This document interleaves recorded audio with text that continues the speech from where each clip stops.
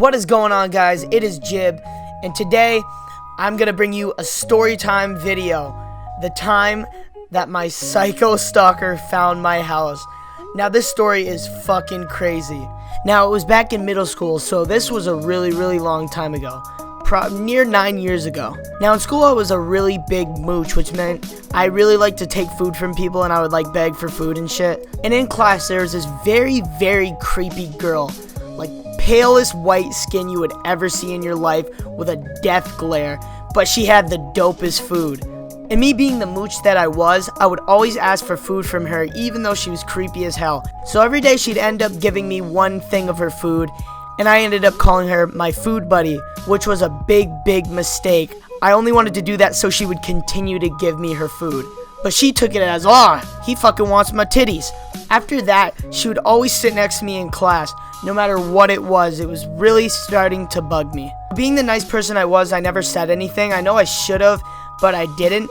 And then she ended up writing love notes to me, which really crossed the line. I decided to say something after that. I was like, yo girl, I ain't about that life.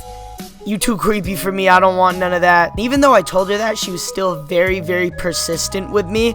So much so that she would draw pictures of me. Like, she was one of those people who like drew the anime shit, and she would fucking draw those and give them to me, and I was like, fuck. Like, what the fuck did I get myself into? All I wanted was a cosmic brownie and some goddamn popcorn. But it really started to get stalkerish at this point, where she would follow me down the halls. When I was at lunch, she would sit at the opposite table and stare at me. And this just got me wicked uncomfortable. Like, I could not take this shit anymore. And then it fucking happened. One day I was sitting at home on my laptop. I don't know what the fuck I was doing, but my mom called from the kitchen and said, Kyle, you have a visitor. And I was like, what the fuck? I didn't expect anybody, and I wasn't expecting anybody all day. So I was like, well, what the fuck? Who could this be? So I used to live on the second floor of this apartment building, and we had a porch on it so you could go outside and like look outside or whatever. So I looked outside, looked down, and there she fucking was. She found my house. She was just staring up at me with her fucking beady eyes, glaring at me. Oh my god, it was so disturbing. I like panicked and I ran back inside. And my mom was like, go down there, don't be rude. I was like, Mom, you do not understand who this is. This is my stalker. Like, she will not leave me alone. She's the creepiest motherfucking person I've ever met in my entire life. But my mom forced me to go down there. And oh my god, it was so terrifying. But to make things worse, she brought her fucking mom. I guess she told her mom that we were dating or some shit. She was like, oh, this is your little boyfriend. And I was like, no. They ended up inviting me to their house, and I was just straight up with them. I had to tell them, I was like, no, I do not want any part of this. I'm sorry, but this is just way too weird for me. And I like explained the whole situation. And after like 15 of the most awkward minutes of my life, they finally leave, and I'm like, thank God. So the next day at school, I tell her, I really do not appreciate you coming to my house, so if you could stop, that would be great.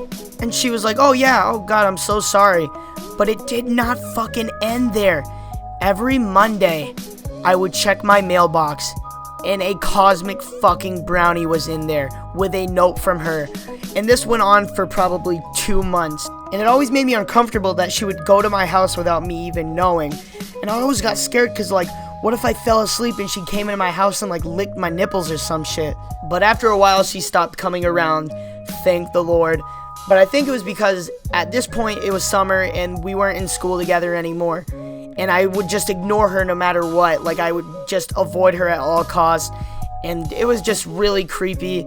But that's the end of the story time, guys. Thank you so much for 300 subscribers. We just hit it. If you enjoy these story times, make sure to leave a like, guys. I have a lot of stories I can tell. Make sure to subscribe, guys. Thank you so much. Peace out.